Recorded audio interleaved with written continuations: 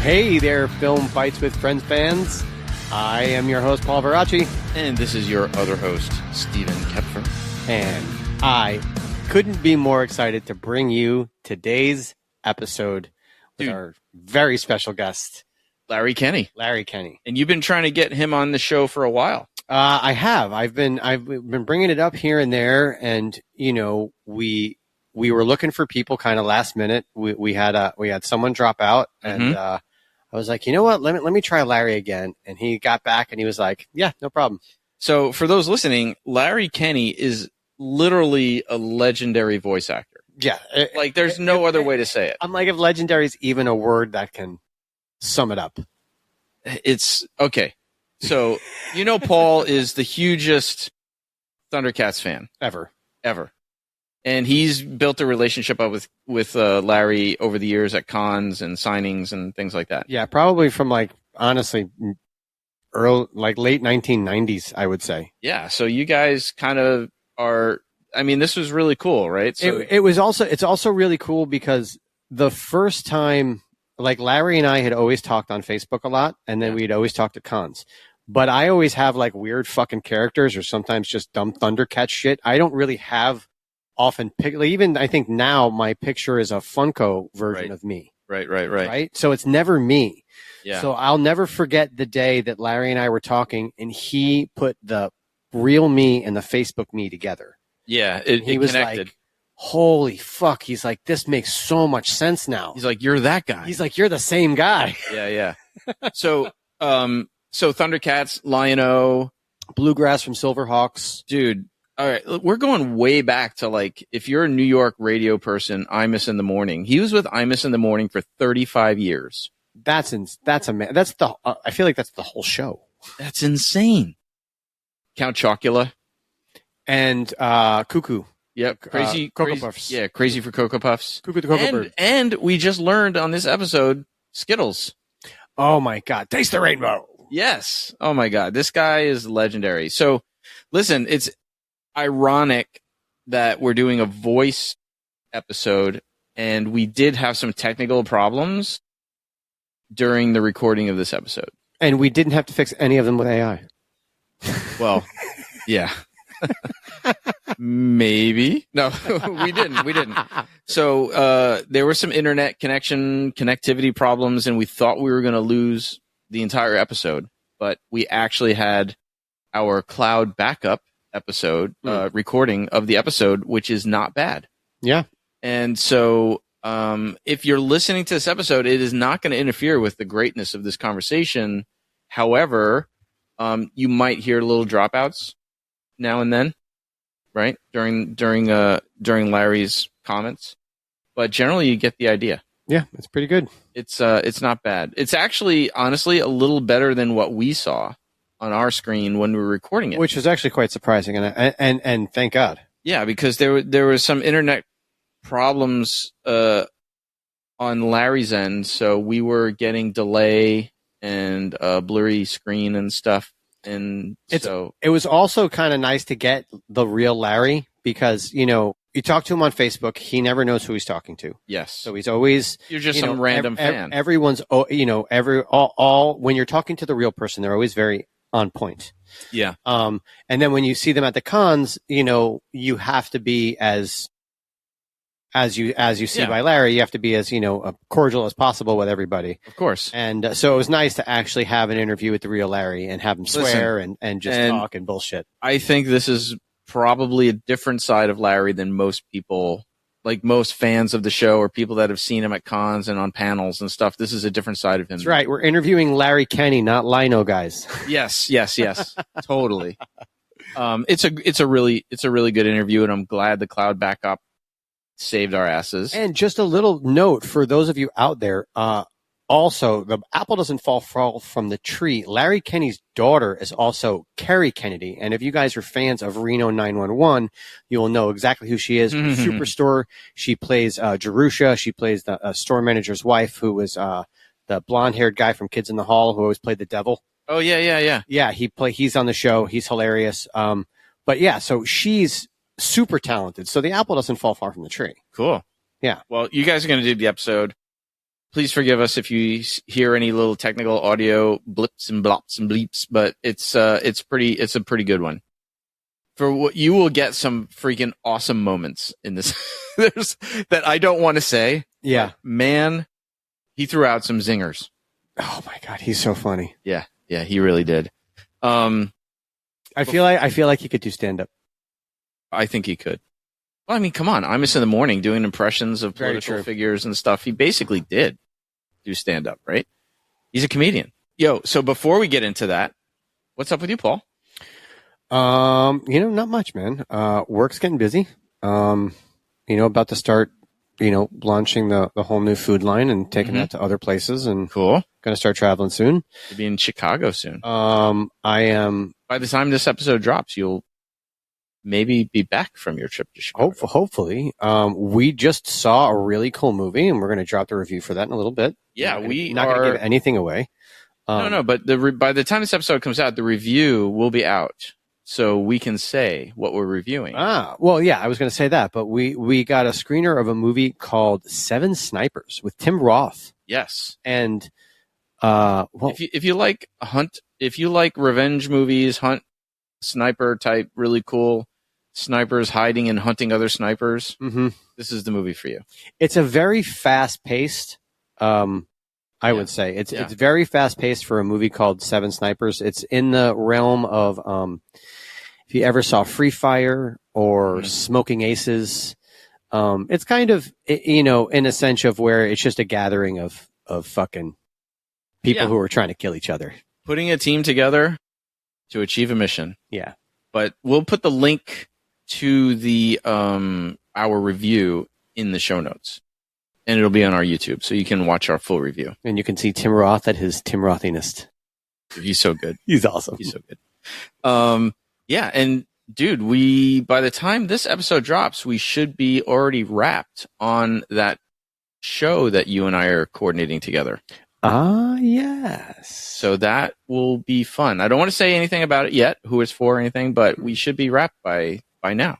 That will be fun. That's a fun time working on that. Because at this time, when we're recording it, we've only got 2 weeks left, basically. Next week is one more rehearsal week, and the week after that's production week. We're not rehearsing this week? No, this week we're off. Oh, this week we're off. That's right. Next week we're back on. Yep. So that's going to be fun, man. My God, that'll be my first real day off in such a long time. I know. It's been crazy between that and then me getting another indie to coordinate. I've been working on budgets and doing all the pre-production stuff for that movie, plus recording this show, plus teaching classes. It's been a crazy week. My full-time jobs are these other small little, like now it's like my days off for doing this stuff. Yeah. You know what I mean? It's just, it's a day off, but still kind of working. Yeah. So, good things happening, dude. Hell yeah. We will remind you that we have our Feed America food drive link in the show notes. Feeding America? Feed America? Feedy America. Feed America? That's the Quentin Tarantino food drive. If you know, you know. Funny. And then we also, what? Do you know that there was a funny interview with Uma Thurman or whoever it was, or maybe it was the daughter, but they were like, what's the one biggest advice you could give me of working with Quentin Tarantino? Yeah. She's like, don't show him your feet. No sandals. But we're doing a biblical movie. I don't care. No sandals. They wore Crocs. Yeah. I'm going to wear my Doc Martens. Did you know Jesus wore Doc Martens? Yo, I saw a bumper sticker the other day. It's my favorite thing. It said, if you're not sinning, Jesus died for nothing. That's hilarious. I like that. My favorite bumper sticker can only be on a Highlander. Yeah. So it's basically, obviously on the back of the car, it says Highlander. Yeah. And then it's it's a stick figure. And it says there can be only one, and he's got a sword in his hand, and it's got the heads chopped off of a bunch of other stick figures. Oh, nice. And then it fits perfectly over the Highlander that goes on the back of your car. So it makes it look like it's part of the logo. Oh, that's cool. Yeah, it's awesome. I would love a version for that, for those little stickers that people put in their SUVs with like their fucking stick figure families and shit. Oh yeah, exactly. Yeah, let's just cut off all their heads. That's funny. That's kind of like a sticker I would like to just have on me, and anyone who has a Highlander just kind of sneak up and throw it in there. Yeah, totally. So yeah, Feed America Food Drive link is in the show notes. Please help us out if you are so inclined, and then also the link to the TSP Technical Standards Program for the folks that work so hard for free. And they pay to work. Yeah, to help write the safety standards for the entertainment industry. So check which those. Are so needed. Yes, 100%. So needed. And so with so many more facets, people just think safety is, oh yeah, guns. No, that's not it. That's one small percentage. Listen, people of safety issues on set. That's not even a big percentage of all of the injuries and all of the things that go wrong. Yeah, it's like when people ask me about stunt coordinating or whatever, which I'm still fairly new to, but like all I did this week was budget and write risk assessments and start sourcing gear and all that kind of stuff, but really diving into the thought process of keeping everybody safe. I mean, that's, before anybody's even hired or doubles are chosen or anything. It's like, that's what you're working on. It's important stuff. So please support the Technical Standards Program of ESTA if you want to help keep this industry safe, man. Anything else, dude? Yeah, we have our sponsor. Oh, yes. Stunt Contact. I sent out a bunch of emails last week. Really? With our amazing promo code? FFWFPOD. You got it right, even though I fucked up the typo on our notes here. Oh, it's a good thing I'm dyslexic and don't read your shit. Because I can't read anyway. Paul, you finally got it. You finally fucking got it. Nope. And I typed it wrong, too. That's because I wasn't rating. Wow. Anyway, yes, we have an awesome discount code for Stunt Contact, the #1 industry breakdown for the stunt business. Or all your production needs. All the production, yeah. So FFWFPOD, you'll get 25% off a daily email subscription or 15% off a weekly. That's right. And if you don't want to join their mailing list, join ours. Well, join ours. Join both. Join both. Some people want to choose. Oh, dude. Choose us. I'm just kidding. Join both. Speaking of supporting us, and we always encourage people to support us on Patreon, to be part of the Film Fights with Friends family and our crew. But our #1 fan, Frankie Bay, has taken the plunge and joined Patreon as a supporting member. He's given us money. Frankie, you're the best, dude. And right this morning, before recording this episode, I mailed you your pin. Nice. Yeah. We need to order more pins. With another little thing I stuck in the envelope just for you. We have enough Patreon members to where we almost need to order more pins for when we get more. I have one left. We have one left. One left. And actually, it's really sort of supposed to be for someone that hasn't given me their address yet. So really, we're down to 0. We need new pins. Yeah. And we need new members for those pins. Yes, definitely. We need new pins. What do you think about hats? I mean, you kind of... I don't know. I'm always in the same hat usually. I change them every once in a while, but... I don't know if we do swag or do we do... I like I mean, you know me. I like shirts. Yeah. We still gotta make the New York Combat Samba shirt that I came up with. I'm not gonna give it out over the air, but... No, but... Listen, every fucking class, we come up with a potential T-shirt slogan. That's very true. We really do. Like the other night in class, I was saying, like, we need to keep a log of these one-liners that we come up with. Right? Yeah, for real. Anyway, on that note, like us, follow us, review us. Oh, we did get a review from Rob Alicia. Oh, did we? I missed that. Our guest, who... I think was our last episode. Mm-hmm. So, 2 episodes ago.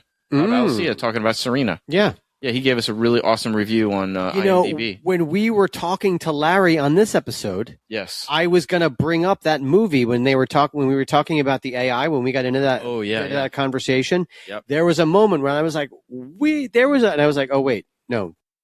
Steve and I watched that movie together. I was like, I don't need to bring that up. That's right. That's right, man.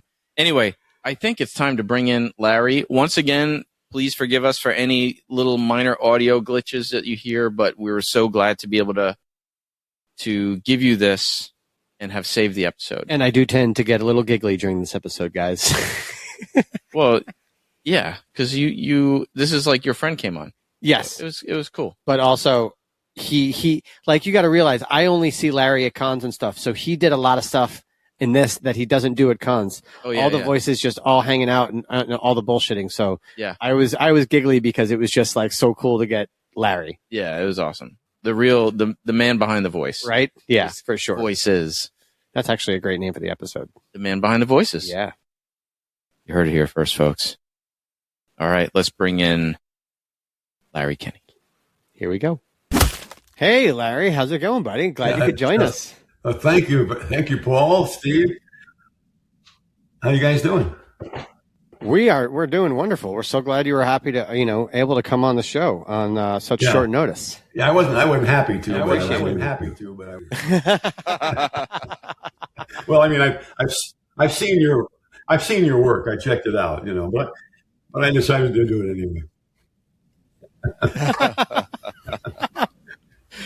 Oh my gosh. So this is just a great episode because we've never really had a voice actor on the show. We've had other facets of the animation industry come on the show, but we've never had a voice actor. It's so weird. Larry's a legend in the voice acting world. From serial fans to video game fans to cartoon fans, Larry's done it all. Well, please, when I read your bio and I saw you were on Imus in the morning, like that brought back my childhood right there. Oh yeah, yeah. 35 years I was with Imus. And you were JB Cribbs in Red Dead 2. That's right. Yeah. And you work for Rockstar. Yeah. We both work for Rockstar. Actually, my favorite line. Rockstar. Yeah, they're great. I love it. But my favorite line is JB Cribbs was, "Well, she claimed to be royalty, but she had a head the size of a pumpkin." That's old Cribbs. Oh, that's awesome. Oh man, that'll be $100 by the way.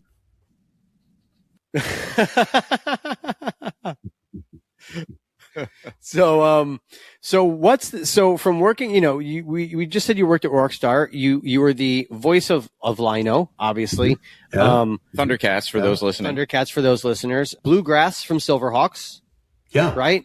Sonny the Cuckoo Bird. And Count Chocula. Yeah, that's right. That is an amazing list of voices from most of our childhoods, man. Yeah, thank you. Sometimes I have to pause and think whether I was that guy or not. But yeah, the ones you mentioned, I'll tell you one you don't know about. Oh, okay. Commercials. I did Count Chocula for 40 years. And Sonny the Cuckoo Bird also for 40 years. Same company, General Mills. And now I've got a client that I've been doing for 23 or 24 years. Skittles candy. The guy at the end that says, "Feel the rainbow, taste the rainbow." Oh, what? You're the Skittles guy? Oh, my God.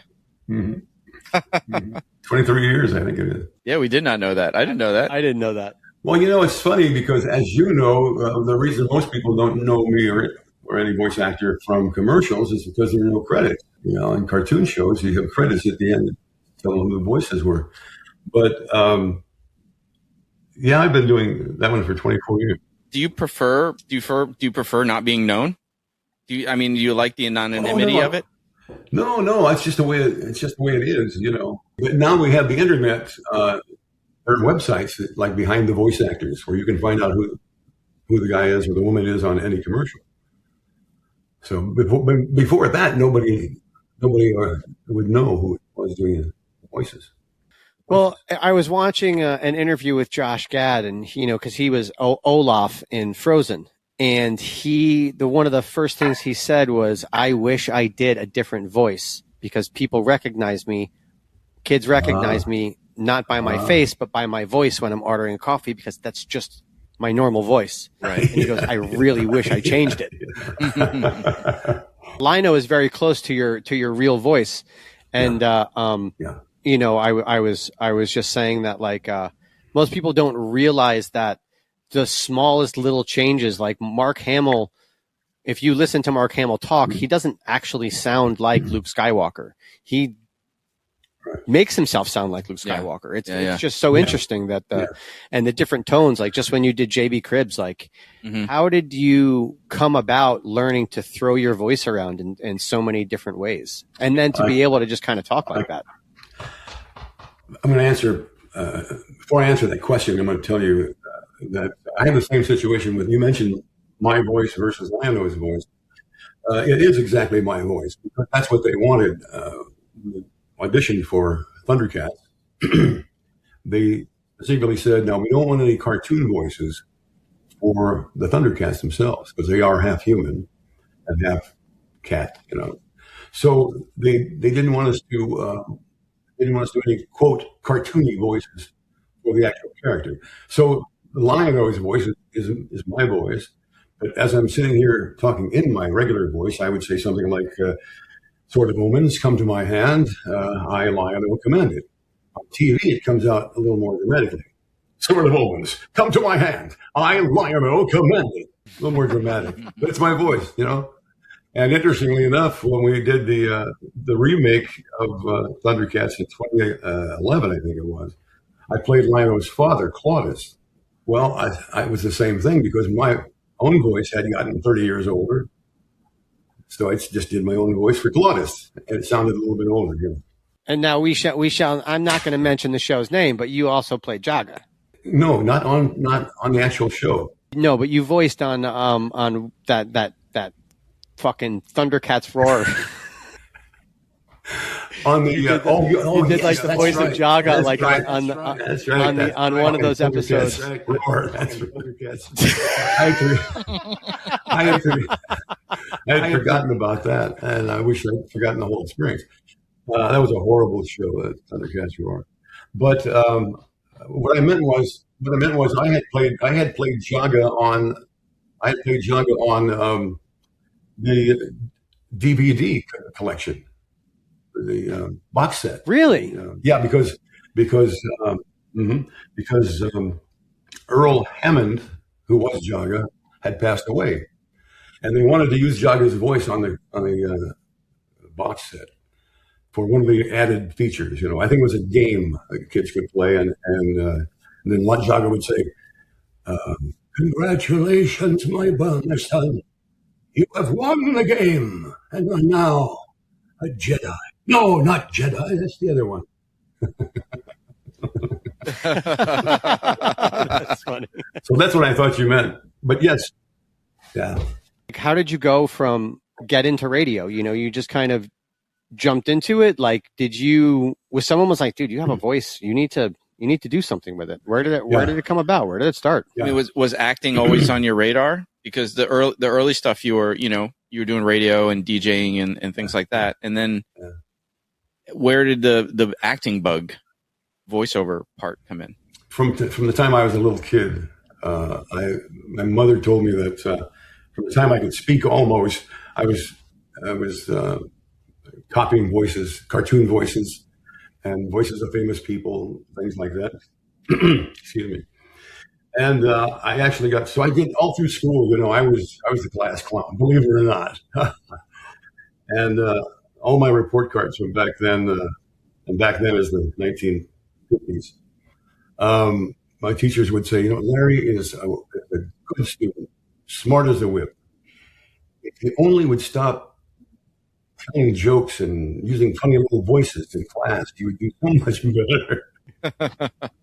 And I used to say, I wish I had a nickel for every teacher who told me that, but I just realized I do have much more than a nickel for every teacher who told me that.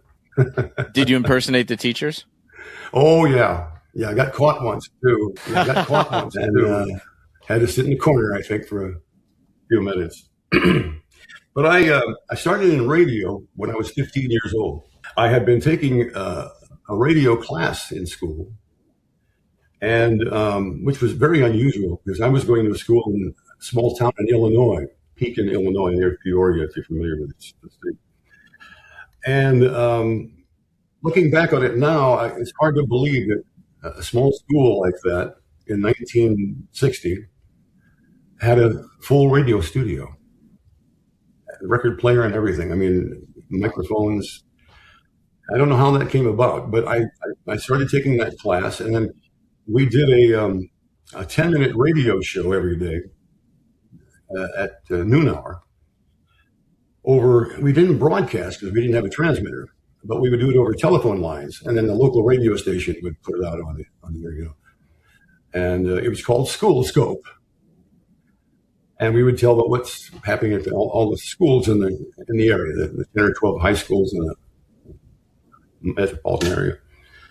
So I started out doing that. And my voices came in pretty handy there too, because it was to be 4 of us on each show, I think. The announcer, somebody did sports, somebody did the school menu, so the parents would know what not to fix that night for dinner. And another one, then somebody did an interview of one of the teachers or something like that.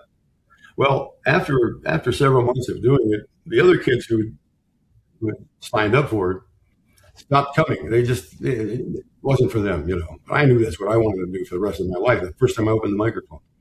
So I would show up and do all the parts. I'd say, "This is School Scope. Larry Kenney here with the news. Now let's go to sports and Ken Lawrence." Ken? And you're Ken. Yeah. And then I would just change my voice a little bit. You know, well, Larry, there's a lot going on today. You know, over there, this thing. And that's it for me. How about you, Tony? I'm here too. I'll give you all the sports news. That's so funny. Yeah. That's how I got started in radio. I was 15. One day, a guy from the big local station in Peoria, the big town, came to our school, and they were looking for somebody to do a senior, which I was at that time, to come and do with another guy, a senior from a different school in the area. We would do a 1-hour show on Saturdays on WIRL, which had its own transmitter. And so I did that. I went up and auditioned for it. He said, "Come up at noon on Saturday and we'll audition you." I said, "Okay, fine." And I was used to being on the air because of the school thing, you know, School Scope. So I went up and he said, just read these things and introduce a record, you know. I said, "Okay." So we're on the Johnsons today. They've got a great sale for you. Now the Beatles, and I want to hold your gland, hand. And then, so I read it. He said, "Okay, we'll get back to you." So I walked out. I was going to head home. And I got to the lobby, and he came on and said, whoa, where are you going? I said, "Well, I was going to wait for your call." He said, "No, you got the job. You don't have to wait for any call. You got the job." I said, "Fantastic." This was about 1 o'clock. I said, "What time? When do I start?" He said, 4 o'clock. Same day.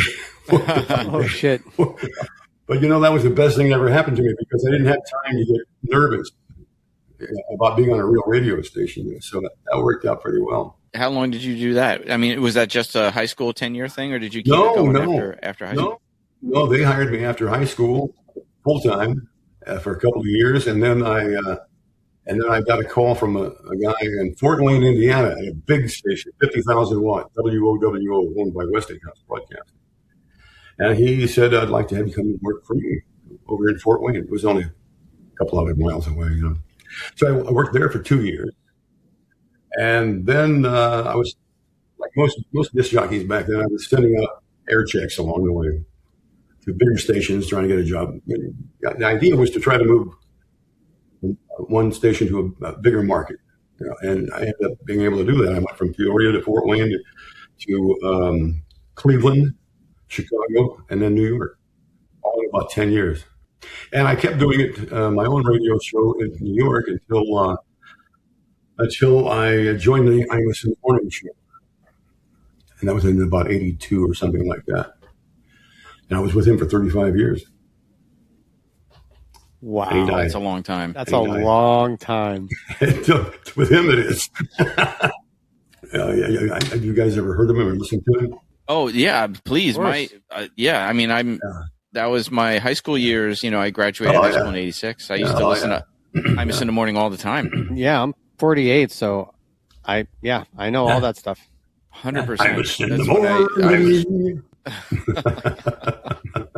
But I mean, 35 years at anything is impressive. But how did that relationship or that show or that dynamic with you guys evolve over that time? Well, it started in a rather unusual way. I was in Chicago doing the morning show at WJJD in Chicago. And Imus was by that time in New York doing the morning show at WNBC. And I had never met him, but we had both worked previously in Cleveland at the same time. I was on in the afternoon at a radio station.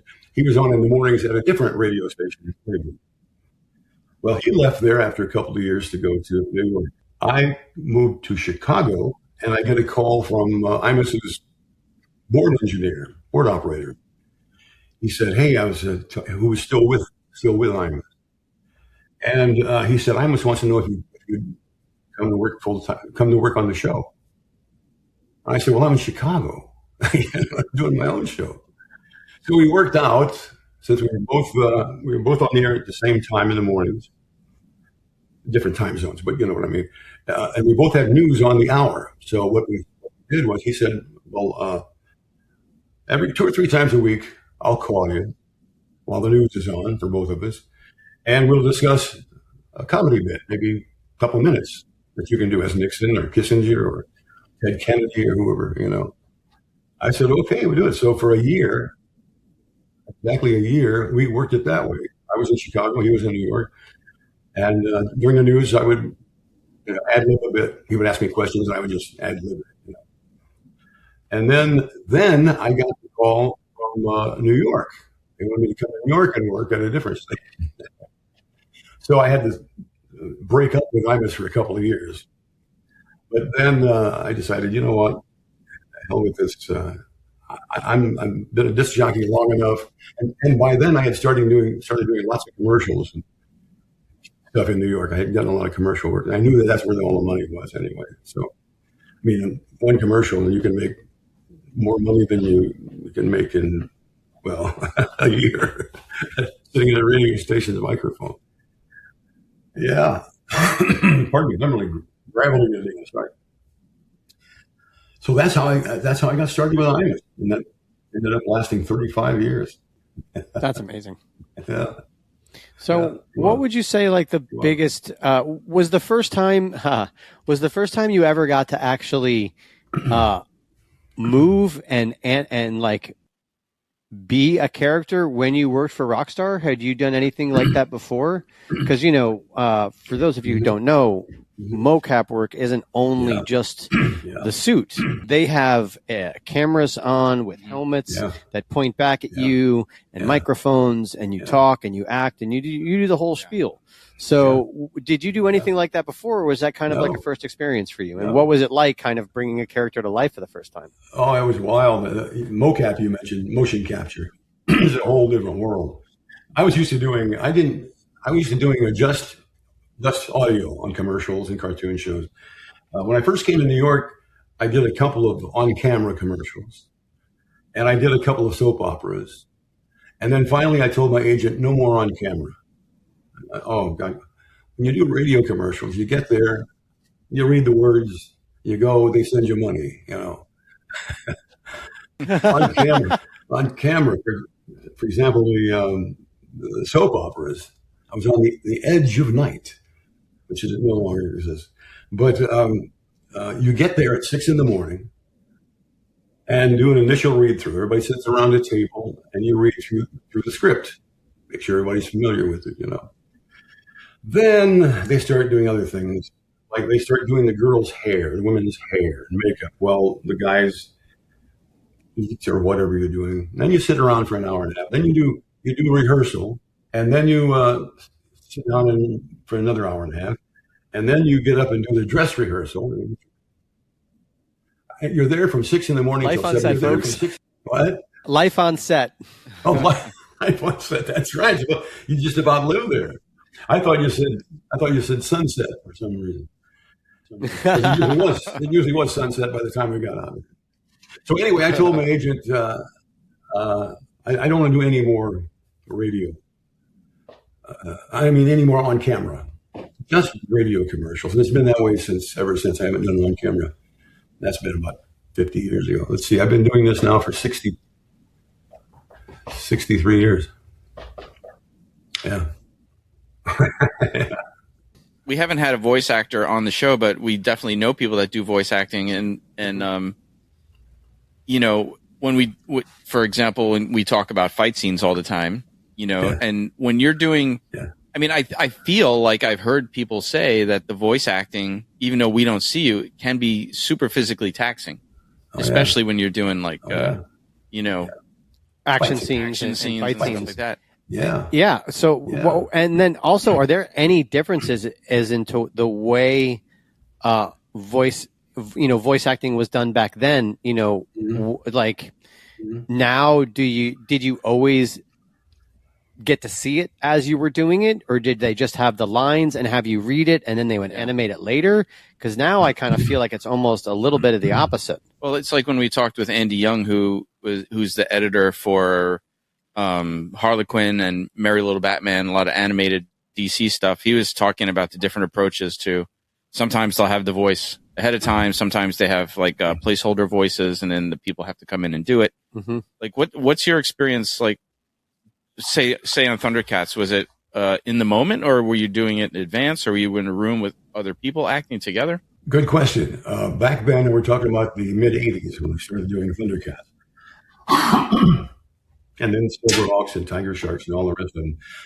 Back in that era, everybody worked together. When we were all in the studio at the same time, they would put up a semicircle of microphones and copy stands, and you were about 3 feet from each other. And everybody was in there. Even if you only had one line in the show, you were in there because they always wanted everybody in there. For one thing, so it sounded the same. Believe it or not, back in those days, the audio you had to be so careful with audio because how many people were in the room determined one sound. You know what I'm saying? And so, anyway, we were all there together, and I loved it that way. Most actors did love it that way because acting to me is reacting. You're reacting to the other actors. When there are no other actors in the room, you have to act a lot harder, and so that's one of the differences. And that's the main difference between recording back then and recording now. And in fact, when I go to do a commercial, or even I'm still doing a couple of animated series. I'm still doing Teen Titans Go and Pokemon Horizon. And nowadays, let's say if I got a call to do Pokemon tomorrow, I would get there. Let's say if they called me for 11 o'clock, I would get there, go in the booth by myself and do my lines, and then goodbye and leave. Somebody else, the next person would come and do their lines. Never together. And to this day, and that's been going on for 20 years now, to this day, nobody's explained to me why they do it that way. Because it takes away all of the camaraderie, and the love of being there and working with other actors. That's one of the reasons I kind of... It's got to take out a bit of the emotion sometimes, too. Yeah, of course. It's also generated. Yeah. It's more time consuming, too, right? Now you can have 6 people in a room, and now you got to do 6 people separately. That's like a lot more time. Mm-hmm. Yeah. And then you got to edit it back, and then you got to put that. You got to edit that. Mm-hmm. Yeah, exactly. And that's kind of crazy because then you also have to. I don't know if this is going to make sense, but you have to make sure that you edit at the right time to edit the emotion. You don't want to cut anything short. You don't want to cut anything. You have to let the notes play. So credit to an editor who puts those things together so seamlessly. Yeah, sure.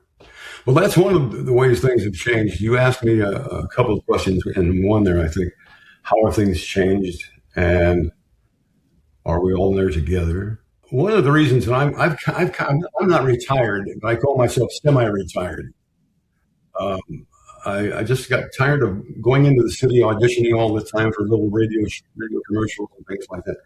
And I'm 78 years old now. It's time to slow down a little bit. So I just do the major things,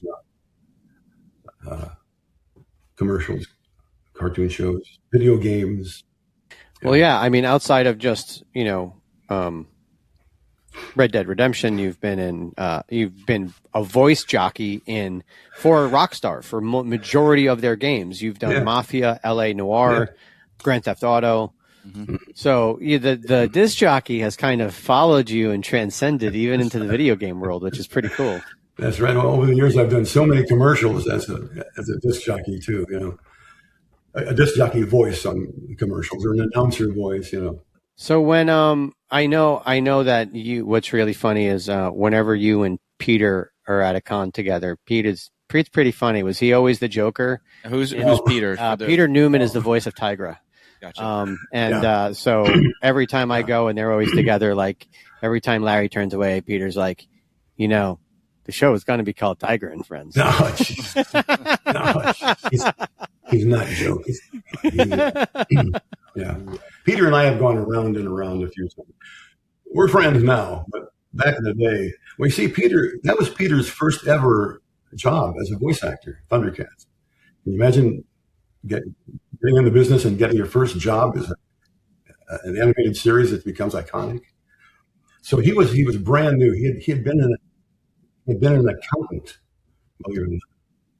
And he was he'll tell you now that he was scared to death. And I think because he was so frightened of being in the room with veteran actors, most of whom he had heard about and seen on movies and TV and things like that. And I think he tried to overcompensate for that, kidding around, being one of the guys. And he didn't do it well. And a lot of us just didn't like him because he was just always saying things that were so obnoxious, but he thought he was joking. And one of them was, every time we would be together at a Comic-Con or something, sitting at tables next to each other, and I'd be signing an autograph for somebody, and I'd look up and Peter's standing right next to me going, I was Lionel. I was Tiger. The show was supposed to be about Tiger, actually. I just look at him and say, he does. Get the fuck out of here and sit down. But we worked it out. And now they put a couple tables in between.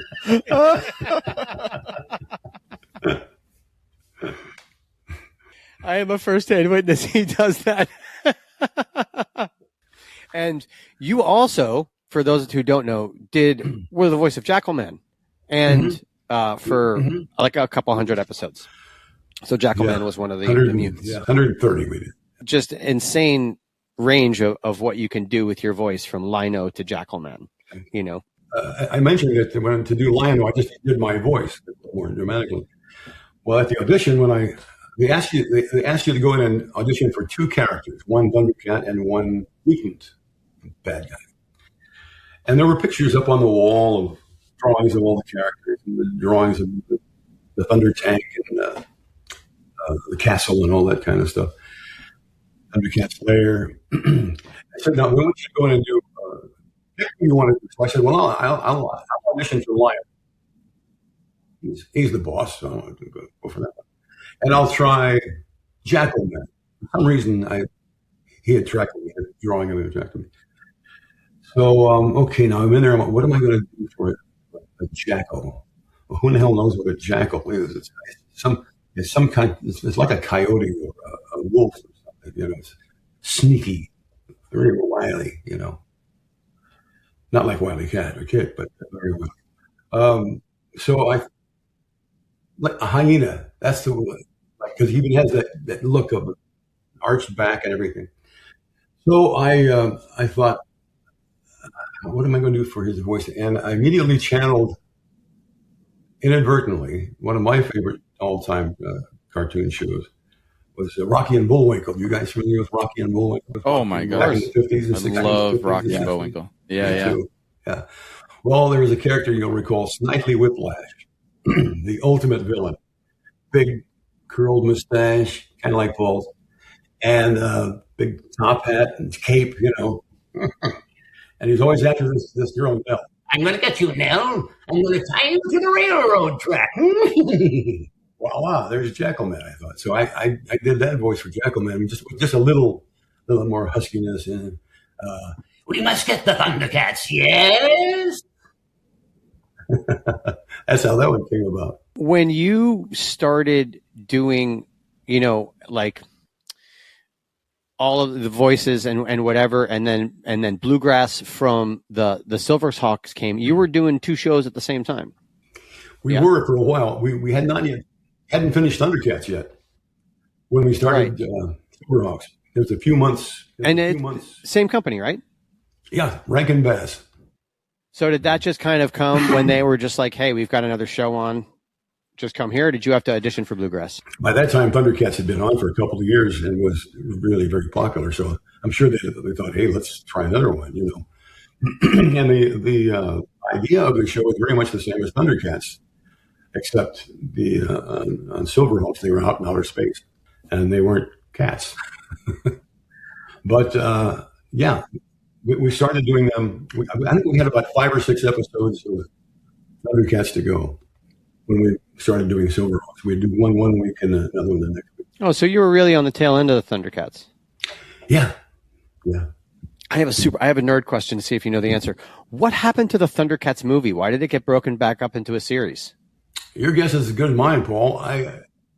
Okay. So for those of you who don't know, the Thundercats movie was, I think, broken up into the first 4 episodes of season 2, if I'm not mistaken, or something like that, or the last 4 episodes of season 1. I'm not sure, but they all there's a bit of a series of 4-parters that at the end of season 1 or season 2 that kind of all go together, and I think that was supposed to be the movie. Yeah. But in terms of a full-length movie, like in the theaters, like they're doing. Oh no! I just meant that they actually did it, and they were gonna have the cartoon come out, and then they just decided to. They're like, no, and then they just made it the first 4 episodes of season 2. See, I didn't even know that. And we're like, this part 2, this part 3, this part 4, but that was supposed to be the movie. I mean, were fans at the time upset about this, or? I don't think that actually came out until later. Oh, okay. That was actually supposed to be the cartoon movie that was supposed to be released in theaters. Yeah. They stood alone as themselves, the episodes, but when they put them together, they called it a movie, I guess. Did you watch them? Did you ever watch the episodes? Like some people don't. They have no idea. Do you watch your work? Do you watch the shows after you, or are you kind of like I record it and I'm done? No. Yeah, I don't usually watch or listen to it. I mean, sometimes you can't. Like when people ask you, like, what's your favorite episode? You're like, oh, the fuck should I know? We have question and answer panels. And invariably, one of the questions is, Mr. Kenney, what's your favorite episode? And I go, oh, Jesus, man. I like them all. Okay, I love every one of the 130 episodes because the kids don't realize it. I call them kids because the fans are still kids. But they know more about the show than the actors do, especially now with the internet and people can read about everything. Fan stories, are made up and everything. So, and I love it when somebody says, oh, Mr. Kenney, in episode 106, Lion-O had the sword in his right hand, okay? Goes through the door, the sword's in his left hand. And I just say, would you get the fuck out of there, please?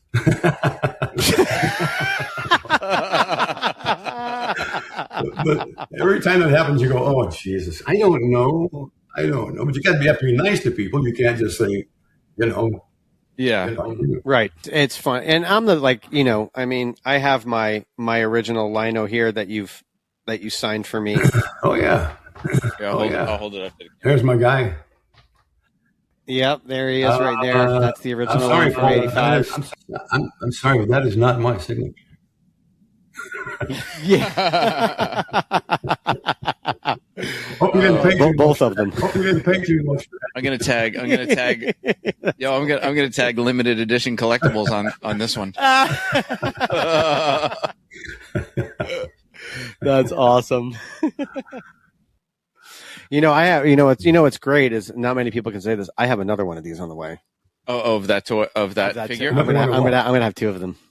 Oh, really? Yeah, I found one in better condition, and I don't know. I have a lot of friends that like to give me cool stuff because I'm such a big Thundercats fan. Mm-hmm. So, and you're such a nice guy. He kind of, yeah. He's just like, look, he's like, I know how much you love the Thundercats, dude. And he's just like, you're a good guy. He's like, I'm getting rid of my collection. I just came into a bunch of money. Nice. He's like, I want to send it to you. And I was like, well, not too I many was like, people- I'm not sending you any dick pics, but okay. Not too many people have Thundercats tattooed on their back.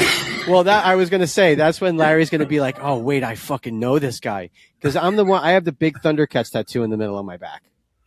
And I have a picture of us back in like 2006 of when I first got it. And there's, they didn't, you couldn't do the things you could do then. So literally I ran across the street to CVS, got the picture printed out, ran back to the con, and then had you sign it. Where was that? In New York? Where was that? In New York? Yeah. Big Apple Comic-Con. Yeah. Oh, I remember that one. At the New Yorker Hotel. And then I think there was another funny one where we were sitting there and this guy kept calling you Lionel, like Lionel Richie. Yeah, Lionel. Or Lionel. Yeah, and, Lionel. Yeah. And he was like, I love Lionel, man. He's like, that's one of my favorite shows. And you're just like, you don't even know my name. What's your favorite episode with Lionel?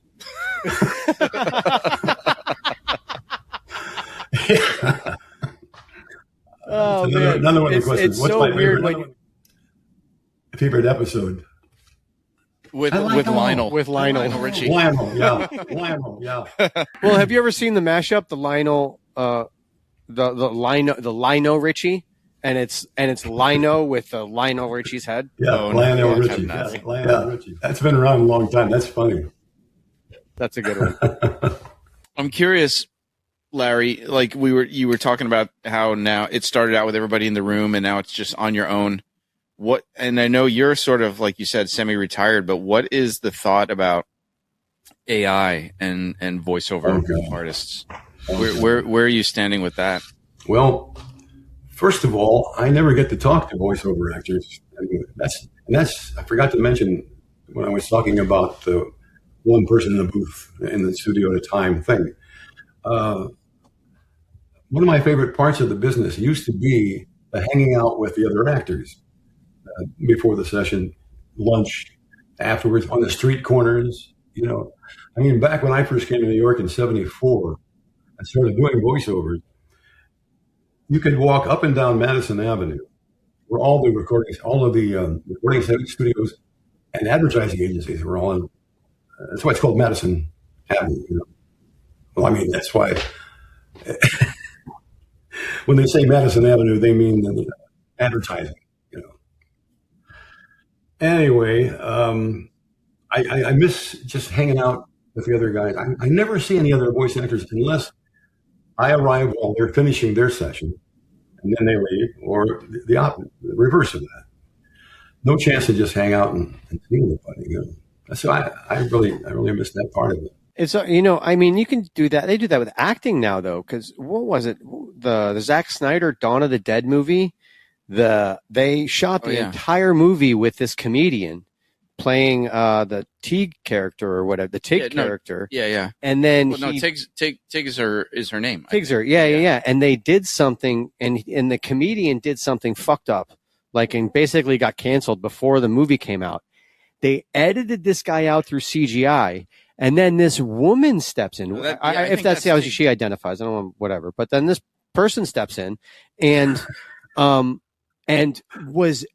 had no idea. They were so great, but they weren't in any scene with any person. Everything they did was on a green screen without other people. Or digital soundstage. I don't know how they didn't win a fucking award. Yeah. I would have never known that they were not that's crazy to me. Mm-hmm. Let alone voices. They can just do it with people now. You don't even need to be in the same room. On the few occasions where I've had to do ADR and I've had to go back in and redo lines, I get so stressed out about it. But it's just me, myself, watching it's like it would be so much better if I was with the other people that I was performing with at the time. Over here. Paul? Cheers. I've got water in this thing. I've Cheers. got water in this thing. I've got sake in mine. It's an old, had to do really. My wife loves sake. It's an old W.C. Fields routine. Remember W.C. Fields? You guys are old enough to remember W.C. Fields, I hope. Of course. I'm a little chicken. Yes, of course. Well, he drank like a fish, and he would always have a big water glass on the set. Every few minutes he'd go over and take a big gulp of water. Well, somebody played a joke on him one day, and he goes over and he goes, "Who put water in my vodka glass?" You know why he said he never drinks water? W.C. Fields? Because fish fuck in it. Oh my God. Well, they do. But I think you were going to answer the question about AI and being alone in the studio and the future of voice acting. Yeah, the AI thing. Well, we're all scared to death, of course, because they're going to be able to take place in all of us. They can make it if they're allowed to do that, and it's like they're going to be allowed to. Who needs a real person? And you have to pay them residuals, pay their insurance and all that. Jared Leto now and the whole Skeletor, because he hasn't been involved in any of their promotions or anything. He's not, and then they've completely and totally revamped his voice as well, and you can't see his face, but like he's not promoting the movie at all. For He-Man, for the new He-Man. And they think that they've actually just taken his voice out and put someone else's voice in it, just like they did in Star Wars with James Earl Jones to David Prowse, right? Yeah. Did he know? Yeah. I think the story goes is he didn't know that was going to happen. Who, Prowse? Yeah. No, I think he knew. Did he? Yeah, I thought that he didn't know until after they were done that they were going to do somebody else's voice. I think he knew, but it doesn't sound like Jared Leto knew. No, I don't think so. But it's scary how that they can just do that. I don't have any knowledge of anybody using my voice for AI, but I just think the whole idea is everybody's dumbstruck about it. Wait a minute, what? They can use your face and they can make a movie with you doing this and doing that, saying and not pay you and not get permission to do it in the first place. That's one of the things they have to work out about, I think, in the negotiations about AI. It's got to be worked out. How does it actually work with you, even back in the day, with you and stuff that they already had recorded? So let's say you go in and you record an episode and you record a bunch of dialogue. And then they're like, we're not going to use that for this episode. Or I don't know if they did extra, and just cut stuff. And then later on, they're like, we have it from here. Let's just use this. Mm-hmm. And then we don't need to call Larry. Mm-hmm. Were they able to do that? Or did you guys already kind of have that niched out to where they can't, and they have to call you? Well, the union does have, Screen Actors Guild does have regulations about things like that. I can't answer exactly to that point. What happened in that case, but I know that they can use stuff that you did, unless they're making a whole new commercial out of it or something like that.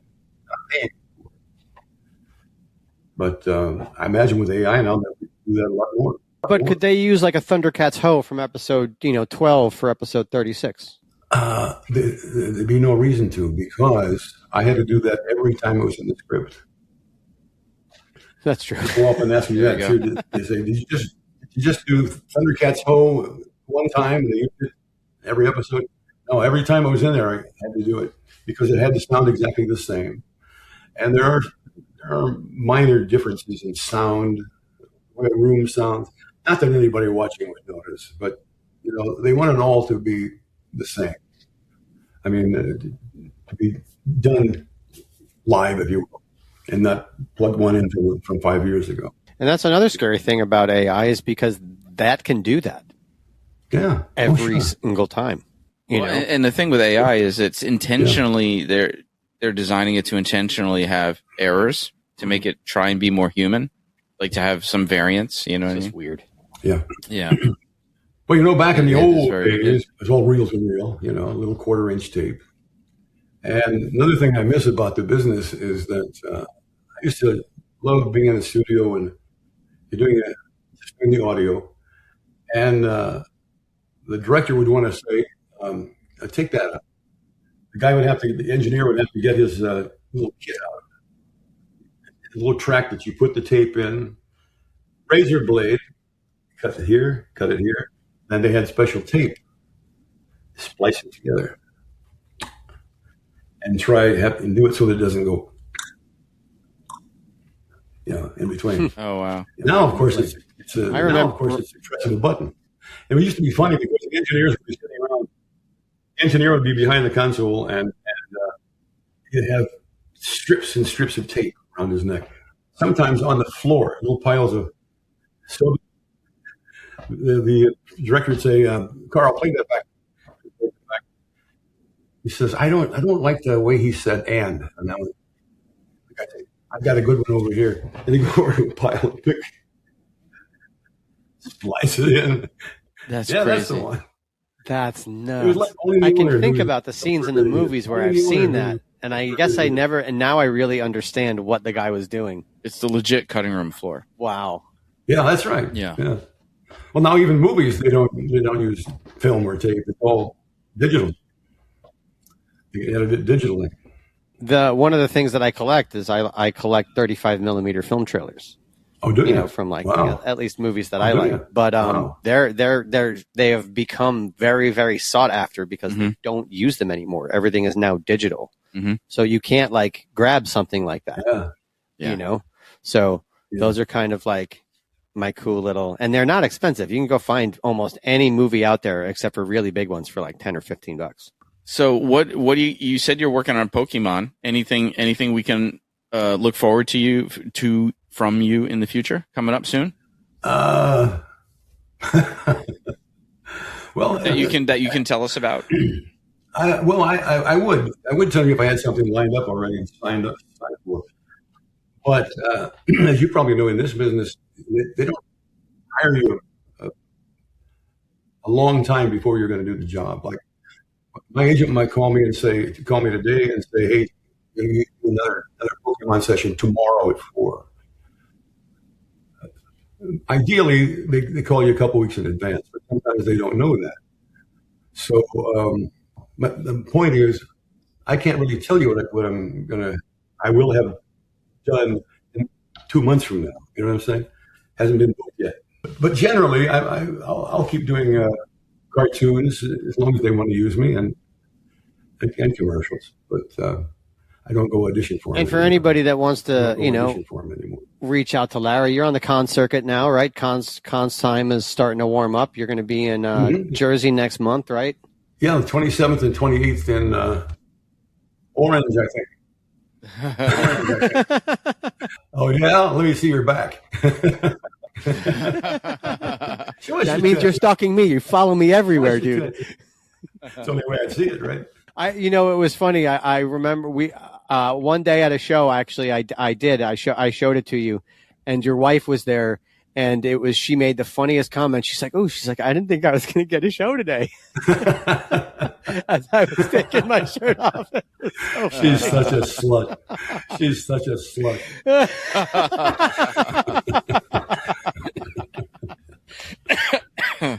Yeah, Orange, New Jersey, I think it is the New Jersey Comic Fest. Yes. Yeah. So if you guys want to see Larry, say hi.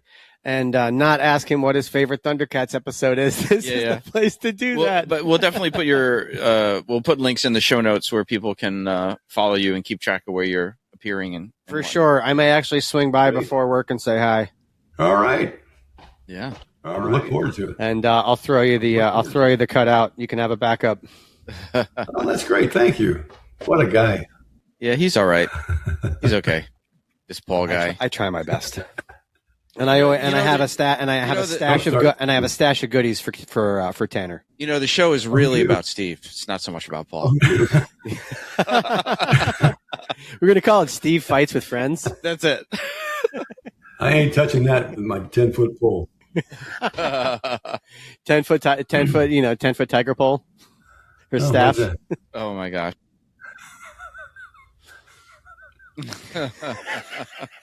Wow. If that's not a place to end, I don't know what is. Oh, man. This has been great, though. This has been so much fun. This has been a blast, man. Thanks so much for coming on.